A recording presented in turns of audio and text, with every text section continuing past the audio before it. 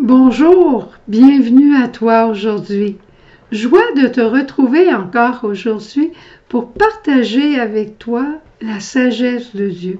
C'est ce qui m'impressionne le plus de ce temps ici dans les textes de la liturgie, c'est de voir comment la pensée de Dieu n'est pas toujours ma pensée à moi, mais comment le Seigneur m'en fait pas de reproches, sauf qu'il m'éclaire et il m'aide à grandir. C'est merveilleux. Alors aujourd'hui, on arrive dans les textes de la fin de l'année liturgique. Alors les textes sont un peu plus sérieux. Les textes vont nous raconter plus de paraboles, ils vont nous raconter le ciel, ils vont nous raconter nos fins dernières, ils vont nous raconter comment on doit se préparer. Et aujourd'hui, on voit Jésus qui vient nous dire comment le serviteur doit se préparer pour le retour de son maître. Il raconte l'histoire d'un maître qui part en voyage et il demande à son serviteur d'être là, de veiller, de préparer son retour. Mais on peut s'imaginer que de préparer le retour du maître, on ne sait pas toujours à quelle heure il va revenir. Il va revenir de jour, il va avoir faim, il va revenir de nuit. Est-ce qu'il va vouloir manger? Est-ce qu'il va vouloir tout de suite aller au lit? Est-ce qu'il va arriver seul? Est-ce qu'il faut préparer d'autres chambres? Tu vois, quand on attend quelqu'un, c'est pas toujours simple. Mais son rôle, c'est un serviteur.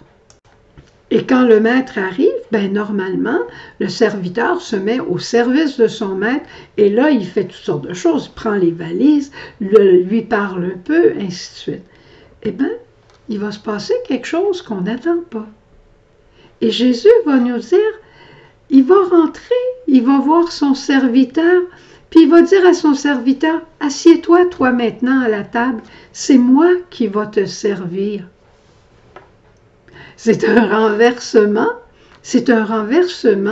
de notre mentalité. Une autre fois, on va voir cet évangile qui est assez similaire, où Jésus lui-même va se mettre à table et qui va demander au serviteur de le servir. Mais Jésus veut nous montrer quelque chose de particulier aujourd'hui. C'est qu'une fois qu'on aura peiné toute notre vie, qu'on aura fait tous nos efforts, qu'on attendra ensemble le retour du Maître dans l'espérance, quand ça va arriver, c'est Jésus qui va nous servir. C'est Jésus qui va essuyer nos larmes. C'est Jésus qui va consoler notre cœur. C'est Jésus qui va nous partager sa miséricordieuse sainteté. C'est Jésus qui va faire tout pour nous. Et quand on va arriver au ciel, on aura juste à dire au Père, « Père, me voici, je suis ton enfant. Ton Fils m'a dit de te dire ceci. » Et c'est là qu'on va connaître le plus grand des bonheurs. Mais là, on est vraiment devant la sagesse de Dieu qui est différente de notre manière de penser. Dans cet évangile, on voit que le plus grand, c'est lui qui sert. Mais on va voir un petit peu plus loin aussi dans Saint Jean, au moment du début de la Passion, on va voir Jésus qui va laver les pieds de ses apôtres. Ça non plus, ce n'est pas coutumier. On va voir Jésus qui est sans péché, porter la culpabilité, porter le poids, porter la condamnation du péché des hommes. Ça non plus, c'est pas habituel, mais c'est dans la sagesse amoureuse de Dieu. Parlant de culpabilité, j'ai eu une lumière l'autre jour par rapport à ça. C'est tellement facile de culpabiliser les autres ou de se culpabiliser soi-même. Faire voir à l'autre ses fautes, ses pauvretés.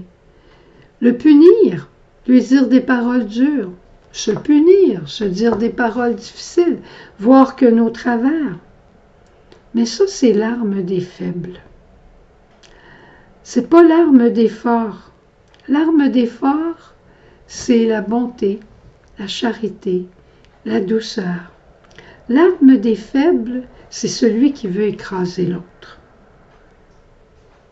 On se fait chef, on se fait juge. C'est pas ça que Jésus a fait. Regarde Jésus au soir de Pâques. Je t'en ai parlé souvent de ce Jésus que j'aime tellement.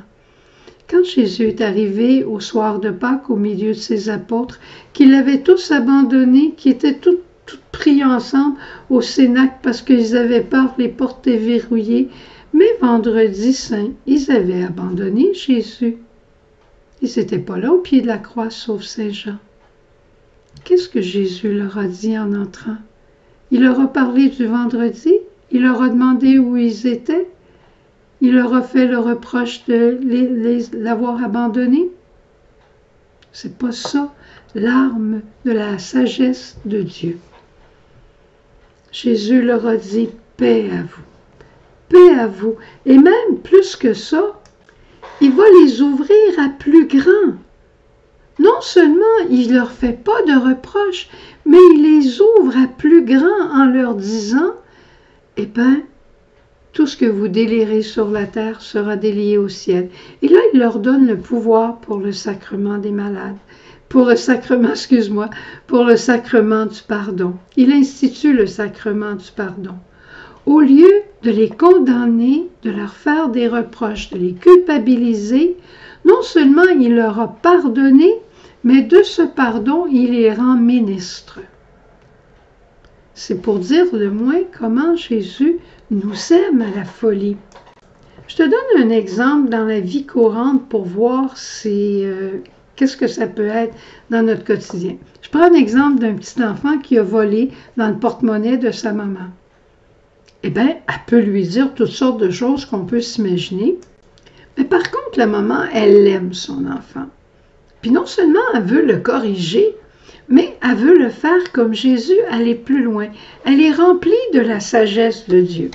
Alors, elle va regarder son petit bonhomme, puis elle va peut-être lui demander, mais pourquoi tu fais ça? Est-ce que tu avais besoin de quelque chose? Si ça arrive encore que tu as un besoin particulier, viens m'en parler. Puis si tu aimerais avoir de l'argent pour pouvoir acheter des choses que tu aimerais, eh bien, qu'est-ce que tu dirais de travailler un petit peu? Qu'est-ce que tu dirais qu'on cherche un petit travail, toi et moi, que tu pourrais faire, puis qui te rapporterait les sous que tu aimerais avoir pour faire tes dépenses? La maman va l'ouvrir à plus grand. Eh bien, nous autres, c'est pareil. Le bon Dieu veut nous donner cette sagesse de la charité pour que, devant les pauvretés des autres, devant les faiblesses des autres, nous ne prenions pas l'arme des faibles qui est de condamner, mais l'arme des forts qui est d'aimer et d'ouvrir à plus grand. Aimes-tu ça? Moi, je trouve ça extraordinaire. Allons nous mettre à genoux pour remercier le bon Dieu d'avoir cette sagesse de l'amour. Au revoir. À demain. Jésus.